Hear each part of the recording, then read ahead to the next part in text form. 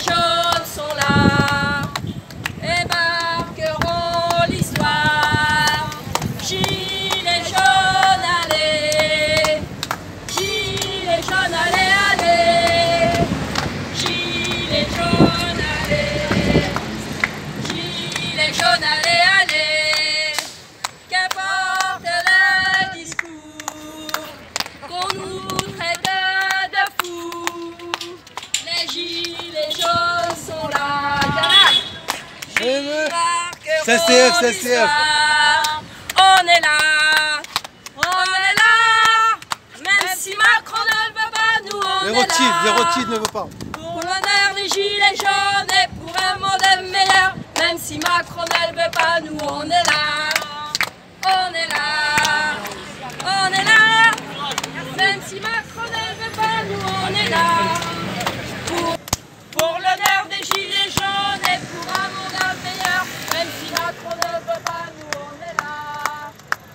Gilets jaunes, allez, gilets jaunes, allez, allez, gilets jaunes, allez, gilets jaunes, allez, allez, qu'importe le discours, qu'on nous traite de fous, les gilets jaunes sont là.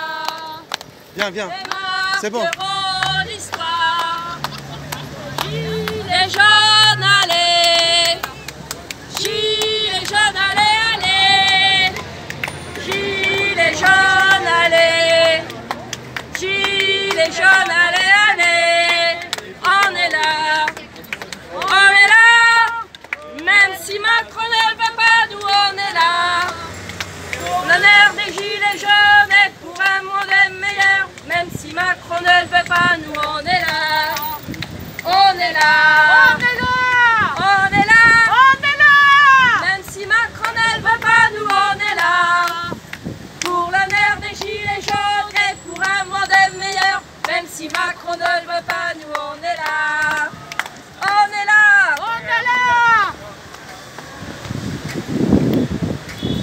Position là-bas, non? C'est vraiment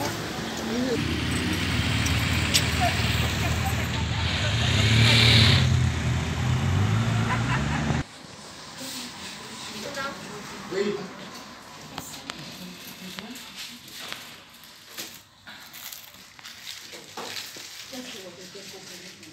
On commence? Il y a des personnes qui vont arriver encore. Ah, vous le savez, vous êtes sûr? On a un gilet jaune de Belgique, oui, Victor de Belgique. du point de Belgique, oui, qui va arriver normalement. Il est sur la route. Ah oui. Il part pas de Belgique là. Oui, voilà, il est pas. Ah non, Il est à Paris déjà. Arrivé à Paris. Ah, Ils ok. étaient déjà arrivés à Paris et ils étaient en route pour venir. D'accord. C'est lui, Patricia?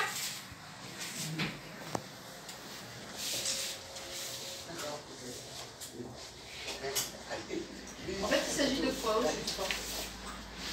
Vous n'avez pas lu l'invitation, le papier, rien du tout, que dalle? En fait, on m'a embarqué, donc je suis venue. Ah, d'accord. Voilà, c'est l'improvisation. Eh ben,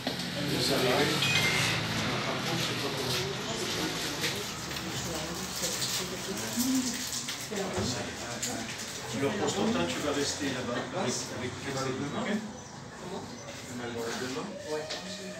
Donc, bonjour à tous, à toutes. Et donc, j'ai commencé, en fait, on est dans un magasin de vélos, vous allez vous en apercevoir. Cette petite galerie-là accueille des artistes, des peintres, des photographes, chaque mois. Une nouvelle personne chaque mois. Et donc Anne-Marie, la propriétaire des lieux, m'a donné le mois de mai pour exposer 33 photos que j'ai faites. D'aucuns pensent déjà que je me fais de l'argent sur le dos des gilets jaunes. Je précise tout de suite que tout le monde est gilet jaune pour moi, et que 80% de la France l'était justement au début des Gilets jaunes. L'exposition en fait a commencé paradoxalement pas en France mais au Mexique, c'est-à-dire il y a 1 an. L'impulsion est venue de là. Excusez-moi monsieur, vous allez filmer tout le temps. Et donc je suis allé l'année dernière, au mois de mai, au Mexique, pour mon travail de réalisateur de documentaires, qui eux concernent l'histoire mexicaine. Et donc j'ai des amis là-bas, mexicains, qui m'ont demandé de leur montrer des photos que j'avais faites des Gilets jaunes. Et un ami artiste peintre là-bas, m'a dit tu devrais faire une exposition. On va essayer d'en monter une à Mexico directement. Et donc 2 semaines après, c'était fait. On commençait une exposition qui a duré 1 an et qui va partir l'année prochaine dans une autre ville à Puebla. Toujours est-il qu'après, on m'a demandé mais pourquoi tu ne fais pas d'exposition dans ton pays? C'est vrai que j'ai commencé à m'interroger. Je me suis aperçu que sur Paris, effectivement, il n'y avait rien. Il y a eu des expositions? Il y en a eu une. Moi, j'en ai pas vu, mais vous en avez vu une? Oui, c'était sympa aussi. À Montreuil, je crois, c'était ça? Non, Paris. À Paris. À Paris. À Paris, il y a eu une petite expo aussi qui était sympa. Et même une, 2, à Saint-Michel, il y en avait une aussi. Ouais. Un peu dans le même... Ouais. Même à Montreuil, ils ont fait une fois. À Montreuil. Possible, je sais pas. Ouais. Oui, Pour les mutilés. Les mutilés, ils ont exposé. Et donc, je me suis dit, oui, effectivement, je vais essayer. Et puis, j'ai trouvé cet endroit, ce lieu, qui est gratuit. Et donc, là, c'est le dernier jour, en fait, d'exposition, puisque je décroche mardi prochain. Bonjour. Salut, Paris. Ah, vous êtes déjà arrivé? L'idée, effectivement, faire une en France, pour voir ce que ça donne. Et je suis plutôt heureux de ce qui s'est passé au mois de mai, ici. Comme l'entrée est libre, que c'est très, très facile d'accès. Et qu'en plus, c'est dans le centre de Paris qui était plutôt pas du côté des Gilets jaunes. Par contre, excusez-moi, on n'avait pas beaucoup d'infos sur cette exposition. Nous, c'était comme par hasard. Moi, j'ai fait ce que je pouvais. Voilà. En fait, il n'y avait pas beaucoup de, on va dire, informations sur les réseaux. Parce que nous, il y a 15 jours, on a fait une manifestation Gilets jaunes avec des Gilets jaunes de Belgique. On est passé par là et vous nous avez appelé. Voilà, c'est moi qui ai ouvert la fenêtre pour vous appeler. Oui, après, on a noté l'adresse et on est revenu. C'est pour ça. Après, j'ai envoyé un mail à... C'est le hasard, quoi. J'ai trouvé une adresse c'est une association des Gilets jaunes 75. Ouais. Vous les connaissez? Non, pas forcément. Il y a tellement de... Oui, je pensais que vous étiez en connexion. J'ai envoyé un mail, on m'a répondu en 2 demi-phrases, en me disant, grosso modo, qui êtes-vous? Enfin bon, bref. J'ai dit, venez voir l'exposition, et puis voilà, si vous voulez discuter, on discute. Et puis, visiblement... Il n'y a pas de retour, non. Gilets jaunes 75. Sur Facebook, ça, c'est sur... Non, j'ai trouvé ça... non, j'ai même pas Facebook, moi. Ouais. J'ai trouvé ça sur un blog, et avec une adresse mail, et on m'a répondu. Mais voilà, ça n'a pas débouché. Donc, après, moi, il y a beaucoup de mes contacts qui sont venus pendant le mois. Ouais. C'est vrai que c'est pas évident non plus, parce que quand même la majorité des Gilets jaunes étaient plutôt de province. Oui. Donc c'est pas non plus... c'est un peu paradoxal en fait de faire une expo. J'aurais peut-être plus ma place là d'où je viens, c'est-à-dire dans l'Oise, vous voyez, à Beauvais, dans les villages à Songeon, etc. Sûrement qu'il y a plus de gens concernés. Ça, on saura... avant de commencer avec François Boulot, parce que c'est quand même lui l'invité. Bon, moi je viens de Picardie, comme je l'ai marqué là sur le texte, j'ai vu le premier acte des Gilets jaunes avec mon père à la télévision. Mon père était ouvrier agricole, il est mort à 90 ans, il a vu les Gilets jaunes juste avant de mourir. Et donc ça l'a énormément intéressé, alors qu'il n'était plus vraiment intéressé par la politique française. Lui, il avait connu De Gaulle, donc c'était un peu... Et donc, en discutant avec lui, je me suis aperçu, je me suis beaucoup interrogé. Je suis allé à l'acte 2 avec mon appareil photo, parce que je suis photographe aussi, je suis cadreur, photographe et réalisateur. Et donc, j'ai commencé à photographier tout de suite dès l'acte 2. Et ça m'a accroché. En fait, ce sont les gens qui étaient qui m'accrochaient. Parce qu'ils me faisaient énormément penser à ma famille. J'ai une famille assez nombreuse de Picardie. Et donc j'avais l'impression de retrouver mes oncles, mes tantes, même mes frères et sœurs. Donc je suis resté un an. J'ai fait des milliers de photos. J'ai fini par me prendre une grenade dans la gueule.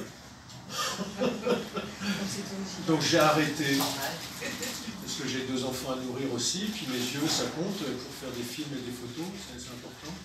Et donc grosso modo c'est comme ça que je suis rentré dans la vague gilet jaune, mais je suis resté uniquement à Paris. Je ne suis pas allé sur des ronds-points en province.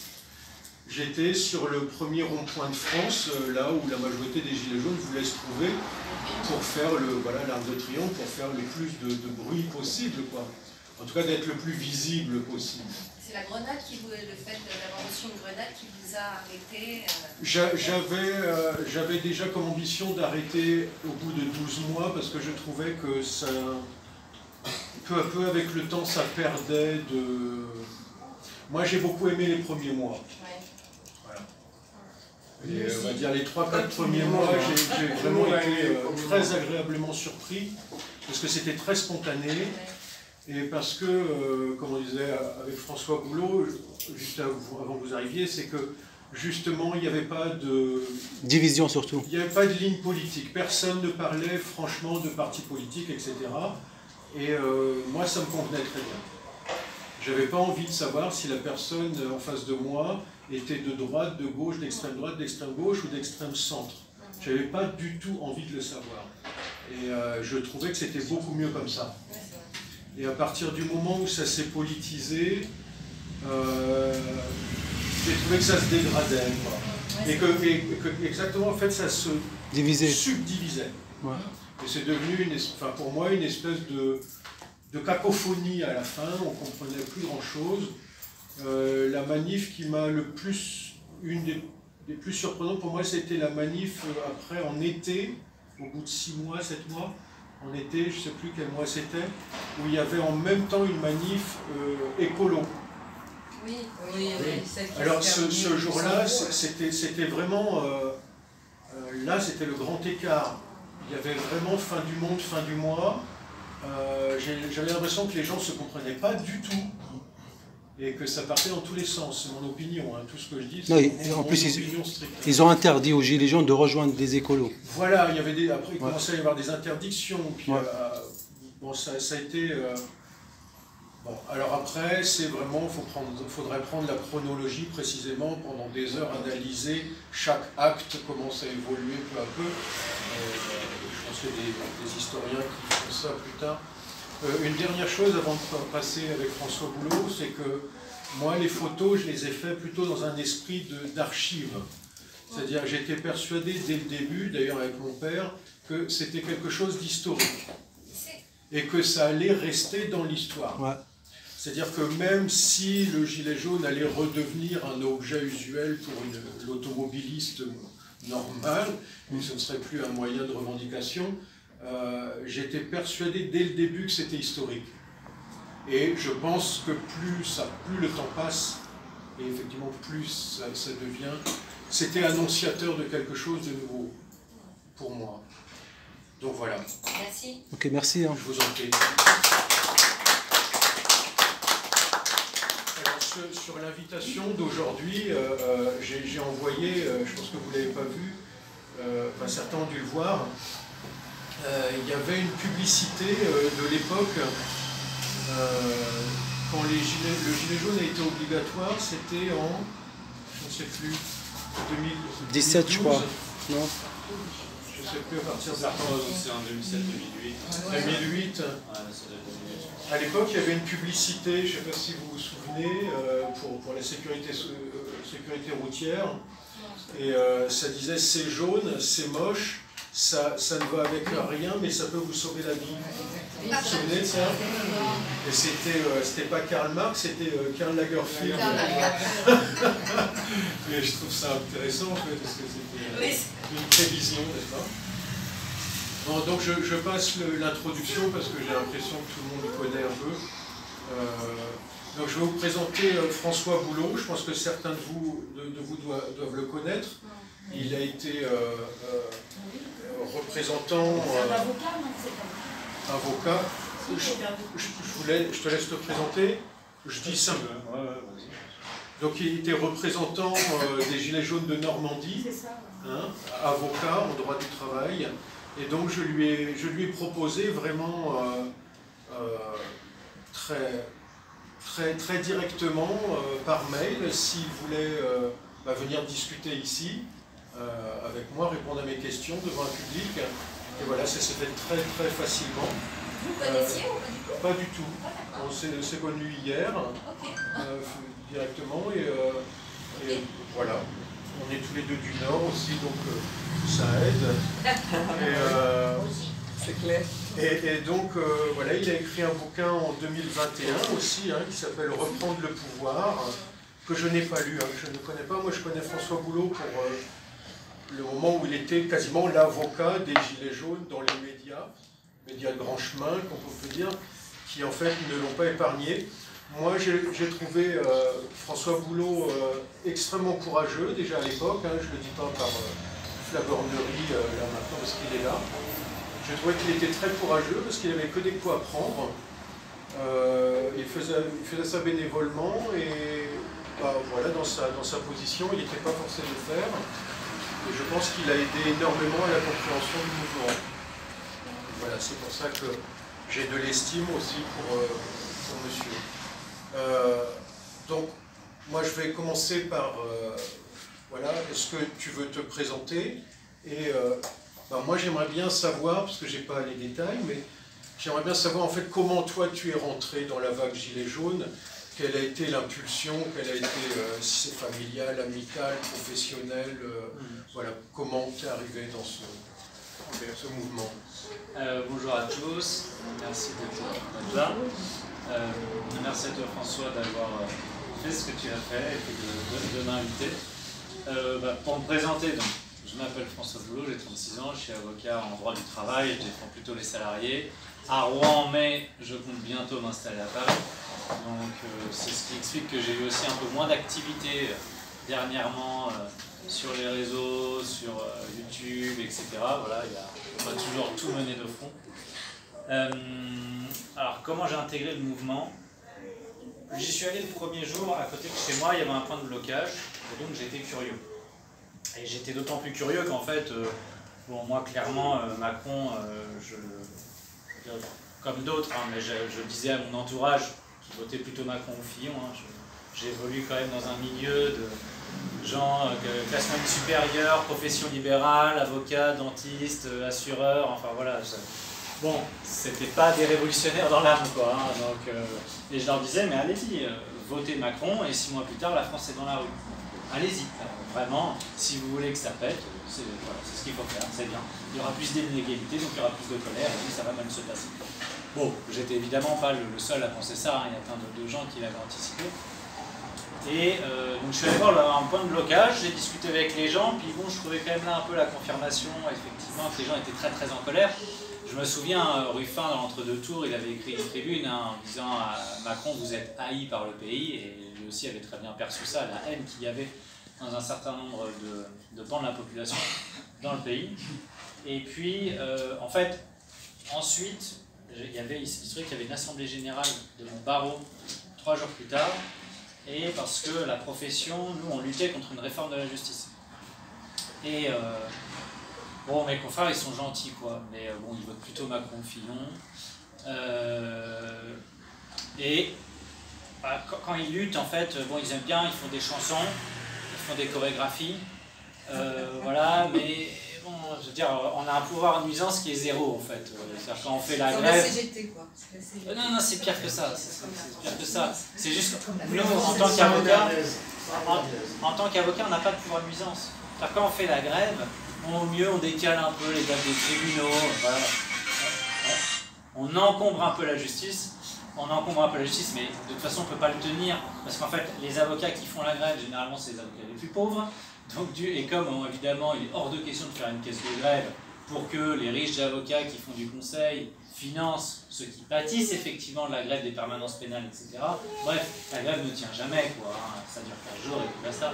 Et donc j'avais essayé, tenté d'intervenir en expliquant, moi écoutez, moi ça fait maintenant, ça faisait quasiment 8 ans que j'étais avocat à ce moment-là, j'avais dit, bon, c'est toujours pareil, tous les 2 ans on a une réforme, à chaque fois le gouvernement arrive et fait on va vous couper le bras, et nous on se lève, non jamais, bon d'accord, on vous coupe la main, ah oui que la main c'est d'accord. Donc à chaque fois c'était ça, puis tous les 2 ans voilà, donc une main, 2 mains, un genou, un pied, bon voilà. Et je leur dis écoutez là on a une chance extraordinaire, on a un mouvement qui vient d'être là sur les ronds-points, qui est hyper soutenu dans le pays, qui est hyper identifié avec un symbole, le gilet jaune, et qui en plus est plutôt populaire pour l'instant, ce qui ferait très peur au gouvernement, c'est que symboliquement, au moins symboliquement, les gens de la classe moyenne supérieure dont on fait partie se joignent aux gilets jaunes. Et donc en fait, juste pour le symbole, j'avais proposé qu'on fasse une photo de l'employé de justice en robe d'avocat, mais avec le gilet jaune par-dessus la robe d'avocat.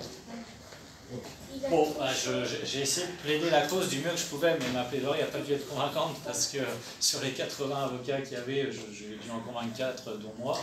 Donc j'ai pas dû être bon ce jour-là.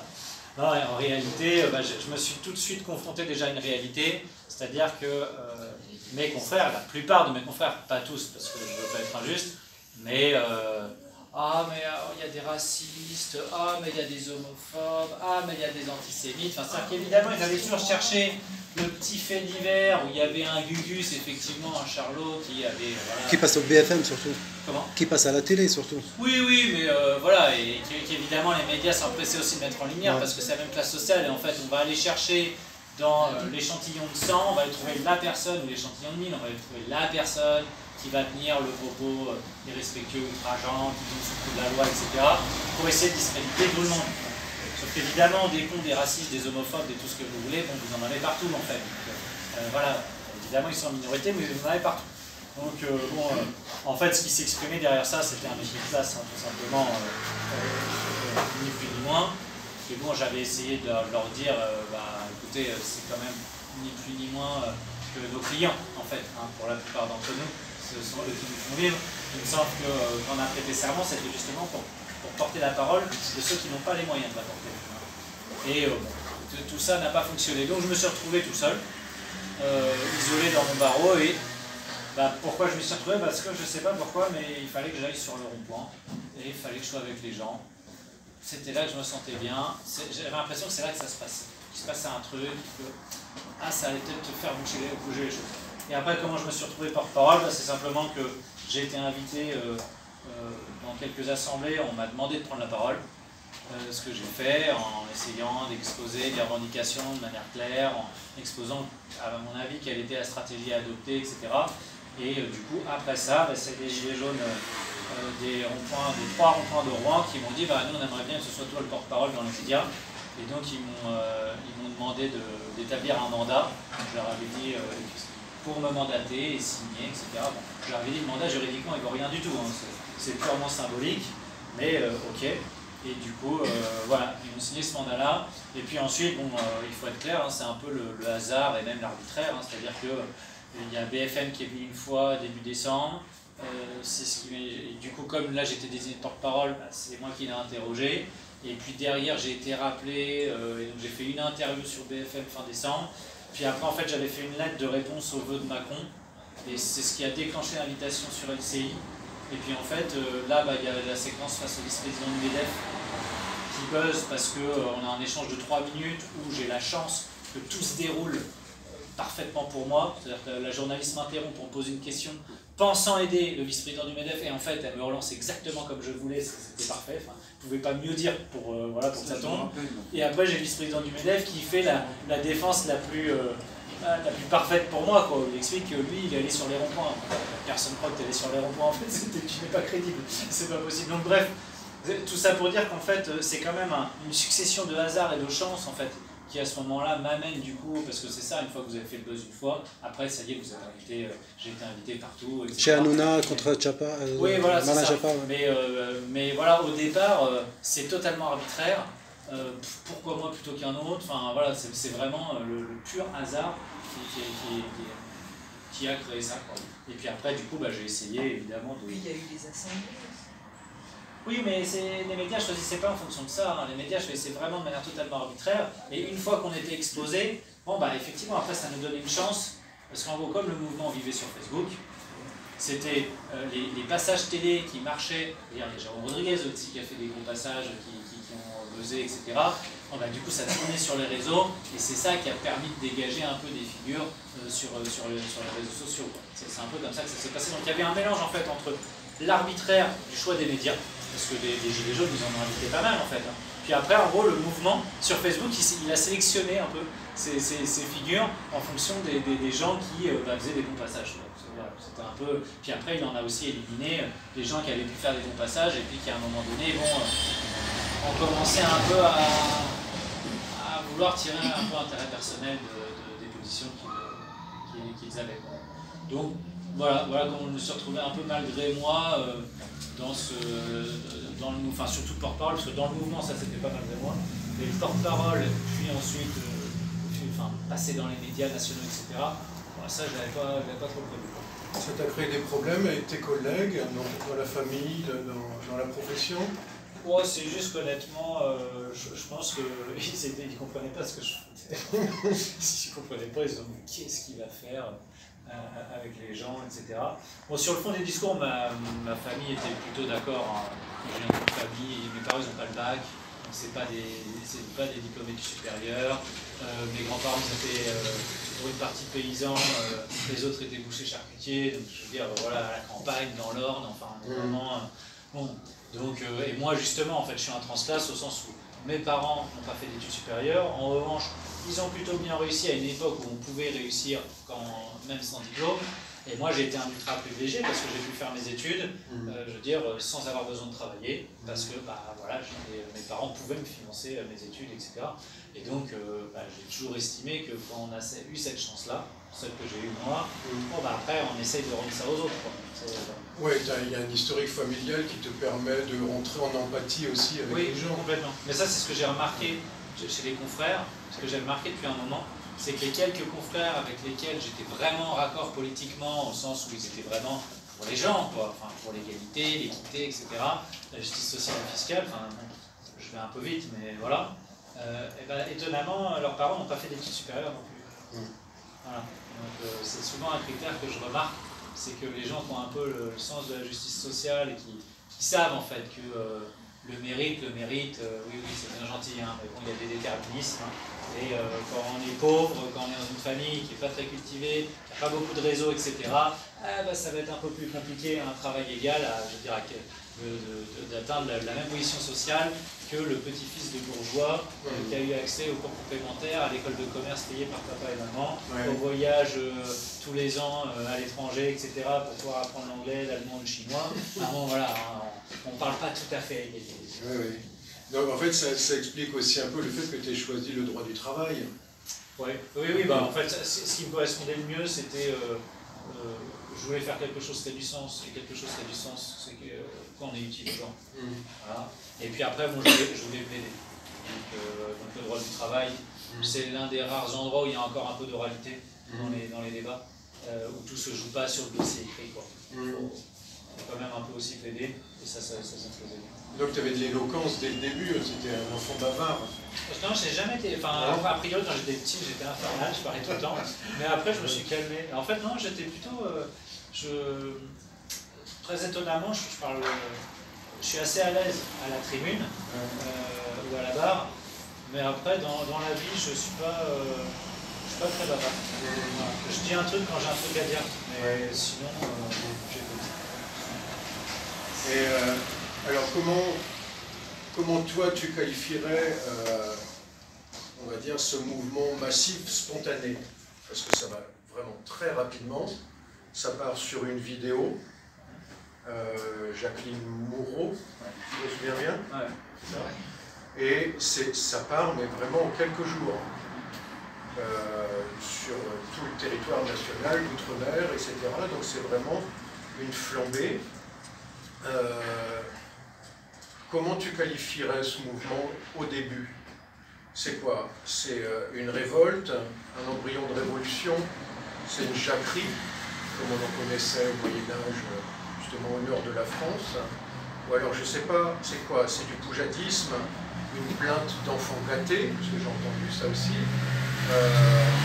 Il y avait une espèce de truc un peu bizarre aussi, j'entendais comme, je ne sais plus qui disait, un inconscient collectif insurrectionnel typiquement français. Alors, on a des amis voisins espagnols, anglais, etc., qui, même plus loin dans le monde, qui pensent que les Français ont une espèce de truc comme ça dans le sang, à vouloir toujours